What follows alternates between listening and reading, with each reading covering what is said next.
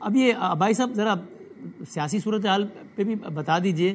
ابھی ہمارے ساتھ تھے سیکرٹری اطلاعات پی ٹی آئی کے. ہم نے ان سے پوچھا چونکہ یہ سنی تھی کہ پی ٹی آئی پچھلے نومبر کی طرح اس نومبر پر میں بھی اسلام آباد کی طرف کوئی احتجاجی مارچ کرے گی. ابھی تک کوئی اعلان نہیں ہے. پی ٹی آئی کو ایک چیلنج کے طور پہ ابھی بھی آپ کی پارٹی سمجھتی ہے؟ آپ کو لگتا ہے کہ آپ لوگوں نے کافی چیزوں پہ اب کیسے بھی کر کے کنٹرول پا لی اور اب کوئی تھریٹ نہیں ہے؟ دیکھیں پی ٹی آئی کو اپنی اصلاح کرنی پڑے گی. پی ٹی آئی کو یہ سوچنا پڑے گا کہ دھمکی سے، بدماشی سے، بلیک میلنگ سے نہ حکومتیں چلتی ہیں نہ حکومتیں گرتی ہیں. یہ ممکن نہیں ہے.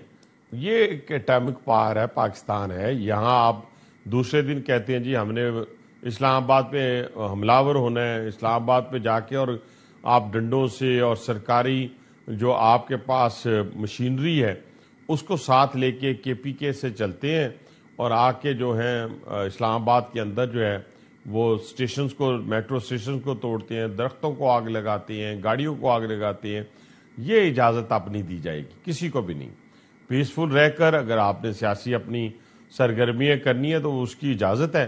لیکن اگر کوئی یہ سوچے کہ میں لشکر کشی کروں گا اور میں جا کے حملہ آور ہوں گا پاکستان کے کیپٹل کے اوپر، تو یہ پہلے جیسے ہوا تھا اس سے بھی زیادہ میرا خیال ہے ری ایکشن آئے گا. آپ اجازت نہیں دیں گے؟ پاکستان تحریک انصاف کے ساتھ ابھی بات چیت کا، اگر وہ جس طرح آپ کہہ رہے ہیں اپنے رویے میں تبدیلی لائیں، اگر وہ کرتے ہیں تو حکومت کسی قسم کی بات چیت کے لیے تیار ہے؟ ہم نے تو بہت دفعہ کہا، ہم نے تو کہا، لیکن ان دیکھیں نا، وہ تو میں نہ مانوں والی بات ہے. وہ تو دیکھیں وہ اس وقت یہ کہتے ہیں کہ دیکھیں وہ بہت ساری بددعاؤں سے حکومت گرانا چاہتے ہیں. تو بددعاؤں سے تو حکومتیں نہیں گرتی نا.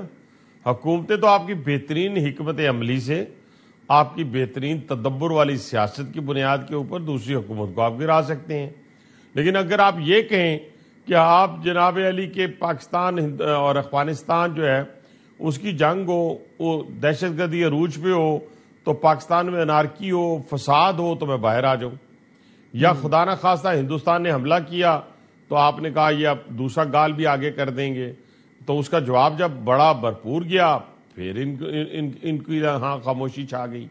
پھر یہ کہا کہ فلاں جگہ پہ فلاں ملک کے اندر کوئی پریزیڈنٹ بنے گا تو پھر ہم باہر آ جائیں گے. باہر آپ کو پاکستانی عدالتوں نے لے کے آنا ہے، آپ کو بددعاؤں نے نہیں، کسی نے نہیں، اور نہ ہی پاکستان کسی سے جھکنے والا ہے نہ ہی دبنے والا ہے. یہ سیاست جو اسی متعلق سوال ہے کہ جس طرح آج آپ گئے نا، پرائم منسٹر صاحب بھی آئے ہوئے تھے، سی ایم سندھ بھی تھے، سندھ کے وزراء بھی تھے. اچھا منظرنامہ تھا. حالانکہ ظاہر ہے آپ دونوں الگ الگ جماعتیں ہیں، وہ حکومت کے ساتھی بھی نہیں ہیں، آپ کے اچھا تعلق ہے لیکن بہرحال حکومت کے ساتھی نہیں ہیں. پچھلے دنوں تو بڑی سخت بیان بازیاں ہو رہی تھیں، مریم بی بات کر رہی تھیں، وہاں سے شرجیل میمن صاحب جواب دے رہے تھے جو آپ کے ساتھ بیٹھے تھے، آج باقی وزراء جواب دے رہے تھے. پھر بھی ایک ورکنگ ریلیشن شپ بنایا نا. ایسا ہی اختلافات کے باوجود working relation ship P T I کے ساتھ کیوں نہیں بن سکتا؟ ایک صوبے میں ان کی بھی حکومت ہے. یعنی کہ جب آپ سندھ کے چیف ایگزیکٹو کے ساتھ بیٹھ سکتے ہیں عوامی فلاح کے منصوبے کے لیے، تو کے پی کے چیف ایگزیکٹو کے ساتھ کیوں نہیں بیٹھ سکتے؟ ان کو تو دھمکیاں لگا رہے ہیں. آج بھی طلعت چودھری صاحب نے کہا کہ اپنا رویہ نہیں بدلا تو پھر آپ سی ایم بھی رہیں گے نہیں رہیں گے. ایک سوال ہے. نہیں، آپ دیکھیں نا وہ سی ایم کے الفاظ جو دیکھیں کہ جو ادا کیے گئے، جب انہوں نے کیا کہا افواج پاکستان کے متعلق، وہ جو مساجد کے حوالے سے جو بات کی گئی، ان کے شہداء کے لوحائقین پر کیا گزری ہوگی. بدامی آپ تو جانتے ہیں کہ وہ ماں جس نے اس ملک کے لیے اپنا بچہ، جوان بچہ قربان کر دیا، وہ بیوہ جسے ابھی شادی کو 6 ماہ بھی ہوئے تھے یا سال ہوا تھا، اس نے اپنا ہسبینڈ جو ہے اس ملک کے لیے قربان کر دیا. وہ بچہ، وہ بیٹی، وہ بیٹا، وہ کیا مجھے بتائیں تو سے وہ کیا سوچتے ہوں گے جب انہوں نے یہ بیانات دیے. مطلب کوئی خدا کا خوف نہیں آیا؟ ان کی ٹانگیں کانپی نہیں؟ ان کے بدن کانپ نہیں گیا اس بنیاد کے اوپر کہ اپنے شہیدوں کے اوپر یا اپنی افواج کے اوپر ایسی بات کرنا؟ اور یہ کہنا کہ دہشت گردوں سے بات کرو، یہ کہنا کہ اس ملک کے ساتھ بات کرو جو ملک آپ پہ ڈیلی یہ کہتا ہے وہاں پہ بیٹھ کے، اور 25 کے قریب تو ان کے ہاں وار لارڈز ہیں. جو دیکھیں میں ایک بات پوری قوم کو سمجھانا چاہتا ہوں، آپ کے ذریعے بتانا چاہتا ہوں کہ جس طرح پاکستان کی انڈسٹری بیس کرتی ہے نا انڈسٹری کے اوپر، ایگریکلچر کے اوپر، اسی طریقے سے افغانستان کی جو اکانومی ہے وہ دہشت گردی کے اوپر بیس کرتی ہے. وہ پیسہ لیتے ہیں ہندوستان سے کوئی ڈھکی چھپی بات نہیں ہے. 22 ان کے لوگ ہیں, ان میں سے 16 لوگ جو ہیں وہ اپنے پیسے کا انتظار کیش کر رہے ہوتے ہیں جو ہندوستان سے ملتا ہے, اور اس کے بدلے میں وہ خود کچھ بمبار تیار کر کے پاکستان میں بھیجتے ہیں. ابھی دونوں واقعات میں جو اسلام آباد میں بھی ہوا ہے اور دوسرا جو یہ وانا کیڈٹ کالج میں ہوا ہے, سب افغانی تھے. یہ کیسے ممکن ہے؟ اور پھر آپ ان کے خلاف صفحہ آرا ہونے کی بجائے آپ اپنے ان شہداء کے اوپر, افواج پاکستان کے اوپر اگر آپ تانا زنی کریں گے تو یہ تو اجازت نہیں دی جائے گی نا.